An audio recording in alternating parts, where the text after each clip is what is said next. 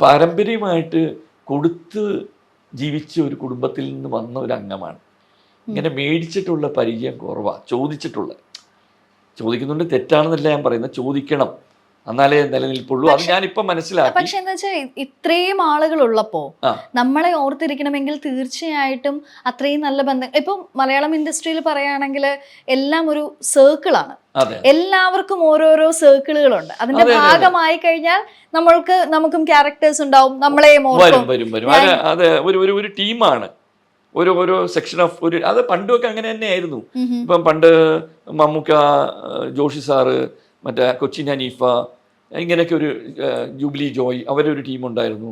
ഇപ്പുറത്തെ മാനിയത്ത് രഞ്ജി പണിക്കർ, സുരേഷ് ഗോപി, ഷാജി കൈലാസ്, ഇങ്ങോട്ട് മാറി പ്രിയദർശൻ, മോഹൻലാൽ, ശ്രീനിവാസൻ. ആ ഒരു ടീമാണ്, ഒരു ടീമാണ് എപ്പോഴും അങ്ങോട്ടും ഇങ്ങോട്ടും ചേർന്ന് പോകുന്നത്. അതാണ് ഒരു സക്സസ് വരുന്നത്. ഞാൻ പറഞ്ഞില്ലേ, ആ നല്ല സമയങ്ങളിലെല്ലാം എനിക്ക് ഇതിനകത്ത് ഇറങ്ങാനും ആ ടീമിലേക്ക് പോയി പെടാനും അങ്ങനെ ഒന്നുമുള്ള സന്ദർഭങ്ങളും സാഹചര്യങ്ങളും കിട്ടിയില്ല.